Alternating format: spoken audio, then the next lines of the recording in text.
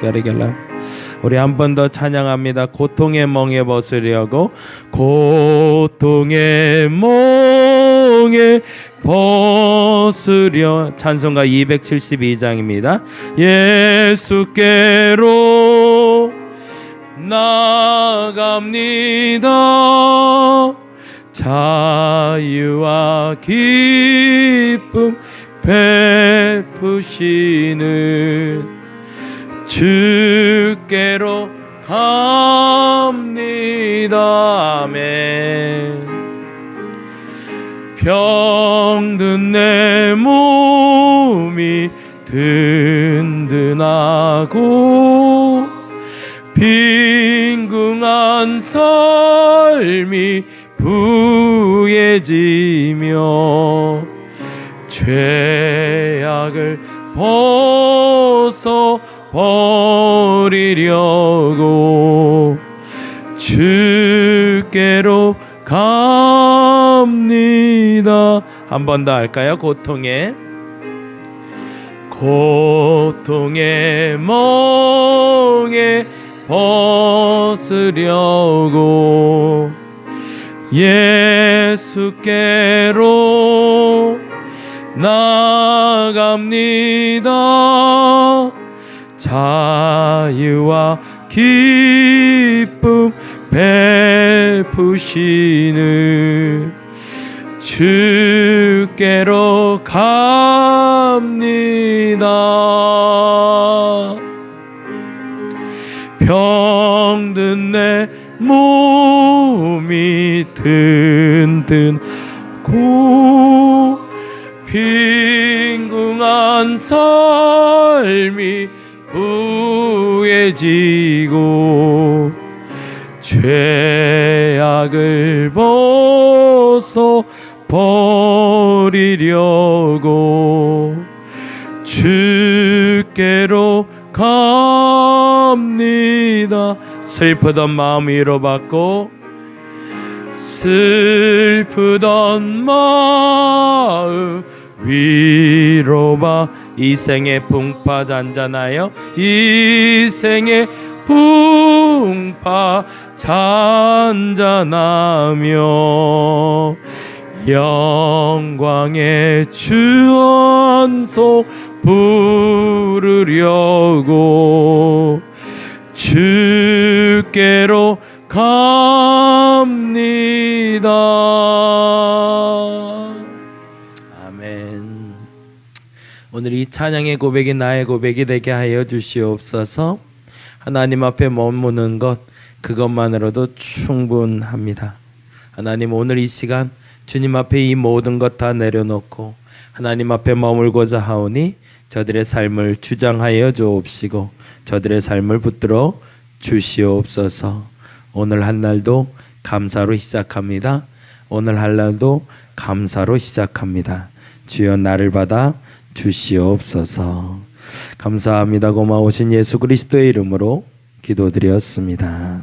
아멘. 아멘. 오늘은 고린도전서 5장 1절에서 13절까지 말씀 같이 보도록 합니다. 고린도전서 5장 1절에서 13절입니다. 나같이 한 목소리로 읽도록 하겠습니다. 너희 중에 심지어 음행이 있다 함을 들으니 그런 음행은 이방인 중에서도 없는 것이라.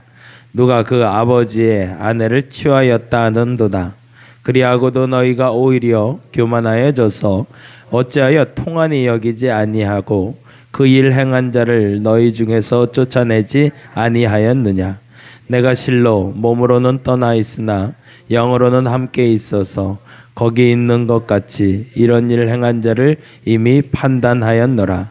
주 예수의 이름으로 너희가 내 영과 함께 모여서 우리 주 예수의 능력으로 이런 자를 사단에게 내주었으니 이는 육신은 멸하고 영은 주 예수의 날에 구원을 받게 하려 함이라. 너희가 자랑하는 것이 옳지 아니하도다.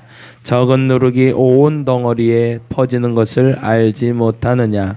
너희는 누룩 없는 자인데 새 덩어리가 되기 위하여 묵은 누룩을 내버리라. 우리의 유월절 양 곧 그리스도께서 희생되셨느니라.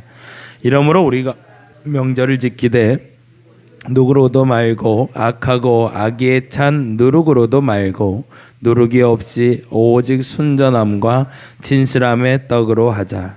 내가 너희에게 쓴 편지에 음행하는 자들을 사귀지 말라 하였거니와 이 말은 이 세상에 음행하는 자들이나 탐하는 자들이나 속여 빼앗는 자들이나 우상 숭배하는 자들을 도무지 사귀지 말라 하는 것이 아니니 만일 그리하려면 너희가 세상 밖으로 나가야 할 것이라. 이제 내가 너희에게 쓴 것은 만일 어떤 형제라 일컫는 자가 음행하거나 탐욕을 부리거나 우상 숭배를 하거나 모욕하거나 술 취하거나 속여 빼앗거든 사귀지도 말고 그런 자와는 함께 먹지도 말라 함이라. 밖에 있는 사람들을 판단하는 것이야 내가 무슨 상관이 있으리요마는 교회 안에 있는 사람들이야 너희가 판단하지 아니하랴. 밖에 있는 사람들은 하나님이 심판하시려니와 이 악한 사람은 너희 중에서 내쫓으라. 아멘. 아멘. 오늘은 음행에 대한 이야기를 합니다. 1장부터 4장까지 이야기는 분쟁에 대한, 나는 바울파요 그리스도파요 아볼로파요라고 교회가 나뉜 것에 대해서 안타깝게 여기며, 그리스도가 어떻게 나뉘었느냐, 그리스도는 나뉘는 게 아니라 하나 되는 것이다. 그래서 교만하지 말고 하나 되라 라는 이야기를 1장부터 4장까지 했다면, 이제는 5장부터는 실제적인 도덕적인 이야기를 좀 하려고 합니다. 근데 이 고린도라는 동네 자체가 굉장히 자유분방한 도시였다고 그래요. 성적으로도 그렇지만 뭐 웬만해서는 그 자유로움이 그 지금의 여느 젊은 도시보다도 더 많이 활성화될 만큼 그렇게 자유로운 도시였다고 합니다. 그래서 이제 성관계, 이제 성에 대한 거는 훨씬 더 지금보다도 더 자유롭게 통용되었던 것 같아요. 근데 이제 문제는 5장 1절에 있는 말씀이 시작이었는데 5장 1절 한번 읽어볼까요? 같이 한번 읽어보겠습니다. 너희 중에 심지어 음행이 있다 함을 들으니 그런 음행은 이방인 중에서도 없는 것이라. 너무 황당한 얘기를 듣게 된 거죠. 음행, 그러니까 성적인 부도덕이 나타나는데 그 얘기가 들려왔는데 어떻게 이런 일이 있을 수 있어? 라는 말을 했는데 그 말이 뭐라고 돼 있죠? 누가 그 아버지의 아내를 취하였다. 여기서 취하다라는 동사는 범하다라는 거하고는 다른 겁니다. 범하다라는 거는 일시적인 충동으로 한 번의 실수를 말한다면, 취한다라는 건 아예 소유를 갖다라는 말이고요. 지속해서 관계를 갖다라는 뜻이 됩니다. 그러니까 아버지의 아내라고 해서 사실은 어머니라는 표현을 쓰지 않는 걸 보면 첩이었던 것 같아요. 근데 그 첩을, 자신의 아버지의 첩을 자신의 아내도 아니라 한 여자로 취해서 그 관계가 지속되고 있는 이야기를 듣게 된 거죠. 근데 더 무서운 건 2절 말씀이에요. 2절 말씀 읽어볼까요? 그리하고도 너희가 오히려 교만하여져서 어찌하여 통한이 여기지 아니하고 그 일 행한 자를 너희 중에서 쫓아내지 아니하였느냐라고 되어 있어요. 이게 사도 바울의 답답한 마음이었습니다. 어제 아이들이 그 광화문에 좀 다녀왔대요. 그 예전에 목양교회 같이 있던 황신 목사님이라고, 그러니까 아들만 셋인 집안이 있습니다. 대단한 집안이에요. 아들만 셋. 참 사모님이 위대하게 보이더라고요. 근데 그 아들 셋을 키우는 엄마가 이제 우리 아이랑 이제 같이 어울려 놀게 됐는데 덥잖아요. 근데 뭐 광화문에 놀 게 뭐 있어요. 근데 아들들은 뛰어놀아야 되잖아요. 아무리 더워도. 그래서 애들이 놀 곳을 찾다가 이제 교보문고에 가서 이제 선선하게 책을 좀 봤나 봐요. 저는 같이 못 갔는데 같이 있다가 광화문 앞에 분수대가 있잖아요. 근데 거기에 이제 한 발 한 발 담기 시작했나 봐요. 처음에 이제 발, 그 다음에 이제는 바지, 그 다음에 이제 옷까지. 그 사진 찍어서 보낸 걸 보니까 이건 진짜 물에 빠진 수행지가 돼 있어요. 온몸이 푹 젖었더라고요. 얼마나 신나게 놀았는지 아주 얼굴 자체가 그냥 비에 쫄딱 젖은 것 같아요. 근데 재미난 건요, 그 둘째가 계속 와서 엄마한테 묻더래요. 엄마 나 들어가도 돼? 그리고 또 들어갔다 나오고, 엄마 나 들어가도 돼? 그리고 또 들어갔다 나오고, 나 큰일 나서 다 젖었어. 그리고 또 들어갔다 나오고, 그 온몸이 흠뻑 다 젖었다고 그러더라고요. 죄라는 게 그렇더라고요. 죄라는 게 처음에 발 당기기가 힘들지 한번 발을 담그기 시작하면 헤어날 수가 없습니다. 지난번에 말씀드린 것처럼요, 죄의 모습은 나쁜 게 아닙니다. 그게 무서워요. 죄의 모습이 매우 좋아 보이는 게 우리에게 무서운 일입니다.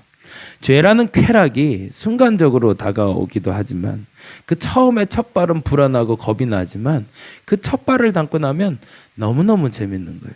그런데 거기서 헤어나올 수가 없는 게 우리가 죄라고 부르는 부분입니다. 만일에 죄라는 것이 거칠거칠하고 우리가 보기에도 불쾌하고 너무 힘든 것들이라면 사실은 이 세상에 죄에 빠질 사람은 그리 많지 않습니다. 근데 죄는 그 가면이 너무너무 보기도 좋고 너무너무 하고 싶게 만드는 것이 죄이기 때문에 우리가 거기서 헤어나오지 못하는 거죠. 어제 밥 먹으면서 우리 작은 애한테 너무 재밌게 잘 놀았다고 그래서 이런저런 묻는데 그런 얘기를 했거든요. 너 밥 안 먹고 하면 평생 할 수 있는 게 뭐가 있냐 그랬더니 게임이라고 그러더라고요. 어린 초등학교 1학년 아이에게도 이 게임이라는 유혹이 아주 세상 행복한 거죠. 그게 뭐라고? 그게 나에게 뭐 대단한 걸 주는 것도 없는데. 그래서 혹자들이 그런 얘기를 해요. 죄라는 것은 한없이 빠져들긴 좋지만 내게 가져다 주는 것은 아무것도 없다. 근데 오늘 고린도 교인들이 똑같은 일을 범하고 있는 겁니다. 그게 첫발 듣기가 아마 힘들었을 거예요. 그 여자와 밥이라도 한번 먹었고 차라도 한 잔 마시고 손이라도 한번 잡았던 게 시작이었겠죠.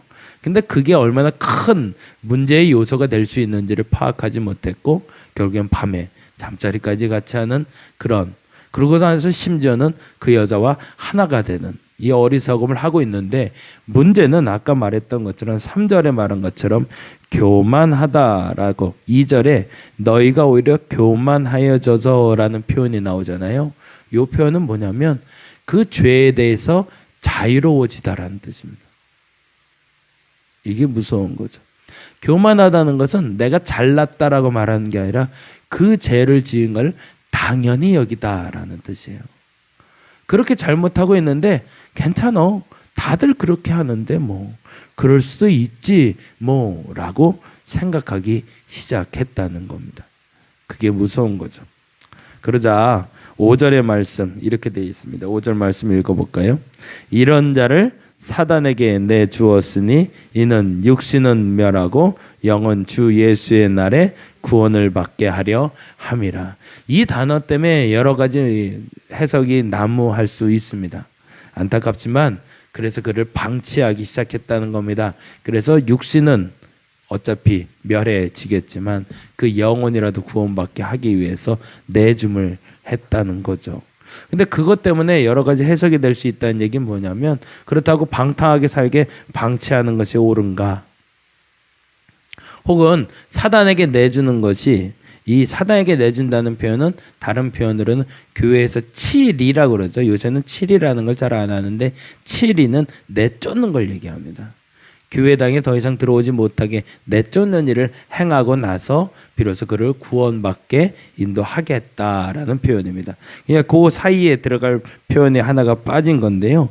사단에게 내주었으니 이는 그 육신은 멸하고 그가 회개하고 그 영은 주 예수의 날에 구원을 받게 하려 함이라 라는 말이 빠져 있는 상태입니다. 그러니까 이는 육신은 멸하고 그리고 가로하고 그 안에다가 이렇게 적어놔야죠. 그가 회개하고 영은 주 예수의 날에 구원을 받게 하려 함이라. 그 방탕함에 빠져서 그것이 내게 아무것도 유익이 되지 못함을 알게 해서 그가 돌이켜 돌아오게 하기 위해서 우리는 그를 내쫓아야 된다라고 이야기하는 거죠. 그렇다면 교회 안에 들어온 죄 중에 가장 큰 죄는 뭘까요? 감사하게도 한국 사회에서 이런 성적인 거에 대한 부도덕은 그렇게 심하지는 않은 것 같아서 감사해요. 총기에 대한 문제도 안전한 국가가 우리나라입니다. 그래서 테러에 대해서도 안전국가로 되어 있긴 하지만 근데 교회 안에서 매우 무서운 죄가 하나 들어와 있는데 그걸 우리가 모르고 있는 게 하나가 있습니다. 빌 하일베스 목사님의 책을 제가 보고 있다고 그랬는데 그 책에 그 얘기를 하더라고요. 우리는 어느 순간에 정직을 버리고 평화를 택했다라고 얘기하더라고요. 잘못한 것에 대해서 고발하는 것도 잘하는 거라고 말할 수는 없습니다. 근데 어느 시점부터 잘못하고 있는데 그냥 눈 감아주기 시작했어요. 그리고 우리 이렇게 얘기합니다. 싸우기 싫어서, 부딪히기 싫어서, 교회가 은혜로 가야지 라고 이야기하면서 잘못한 것을 그냥 품어주기 시작했습니다. 그 처음은 아마 괜찮았던 것 같아요. 그래서 사람들을 받을 수 있었겠죠. 근데 어느 순간 그들에게 정직을 버리게 하고 평화를 택하게 만들어 버린 겁니다. 그리고 아까 말한 것처럼 그들이 교만하게 만들어 버렸습니다. 자유하게 만들어 버린 거죠. 이 정도 죄를 짓는 건 괜찮아라고. 근데 그 죄의 근본은 정직하지 못함에 있음을 우리가 망각하고 있다는 겁니다. 여러분 어떠신가요? 여러분의 죄가 하나님 앞에 다 솔직하게 고해지고 있으신가요? 나도 먼저 돌아봐야겠지만 혹여 지금까지 여러분이 신앙생활하면서 은혜로 덮었던 정직이 얼마나 많은지 한번 돌이켜 보시기 바랍니다. 안타깝지만 교회가 어느 순간에 병든 것이 아니라 과거 그 어느 시점부터 우리가 그 정직을 버리고 교회의 평화를 택하면서 가져온 불화가 아닌가라고 생각을 합니다. 이제라도 시작한다면 아까 말한 것처럼 이제라도 그 정직하지 못한 것을 품었던 그것을 사단에게 내줘버리고 교회에서 치리하기 시작한다면 교회의 정체성은 다시 회복할 수 있을 겁니다. 저와 여러분에게 그 정직을 회복할 수 있는 시발점이 오늘이 되기를 간절히 바랍니다. 그래서 그 영혼 구원받을 수 있는, 그 교회가 구원받을 수 있는 방주가 되기를 간절히 바랍니다. 여러분 자신 먼저 돌아보시고 여러분의 교회를 위해서 회개해 주시고 여러분의 교회가 회복되어 그리고 우리 다림목교회도 그 정직을 회복하는 교회가 될 수 있도록 함께 기도해 주시길 부탁드립니다. 그 중에 제일 큰 게 돈의 문제죠. 그 문제에 대해 내년에 이제 종교인 과세가 시작된다고 그러는데 어마어마한 쓰나미가 될 것 같아요. 무서운 일이 벌어질 텐데 얼마나 정직한 교회들이 많이 나오는지 한번 지켜봐야 될 것 같습니다. 그러면 비로소 알곡과 가라지가 구별이 되기 시작할 것 같아요. 함께 기도하며 준비하는 시작이 되었으면 좋겠습니다. 기도하겠습니다. 교회가 어느 순간에 정직을 버렸습니다. 그리고 평화를 택했습니다. 허울 좋은 말입니다. 평화를 위해서 좋은 게 좋은 거라고 다투기 싫어서 부딪히기 싫어서 그 좋은 말들이 너무 무서운 결과를 가져온 것을 우리의 눈으로 목도하게 됩니다. 종교인 과세도 시작된다고 합니다. 단호한 조치가 시작되었을 때 얼마나 정직한 교회가 많이 나올지 기대해 봅니다. 비로소 이제 알곡과 가라지가 드러날 수도 있고 또 다른 가라지만 수없이 많을 수도 있을 겁니다. 수없이 난무하는 교회의 이 비난 가운데 우리가 정직을 회복하는 교회가 되게 하여 주옵소서. 다림목교회가 그러게 하여 주옵시고 오늘 이곳에 있는 이들이 그러게 하셔서 조금 아프더라도 조금 서운하더라도 평화보다는 이제 정직을 행할 수 있는 그 정직을 실천할 수 있는 우리가 되게 하여 주옵소서. 죄가 너무 가랑비처럼 쉽게 들어와 내 몸을 적적기에 모르고 있었던 그 죄악에 대해서 오늘 다시금 회개하며 주 앞에 나아가오니 그 죄 앞에 내가 먼저 정결케 하시고 또한 우리의 교회가 정직을 회복하게 하여 주시옵소서. 감사합니다. 고마우신 예수 그리스도의 이름으로 기도드렸습니다. 다 같이 기도하고 돌아가도록 하겠습니다.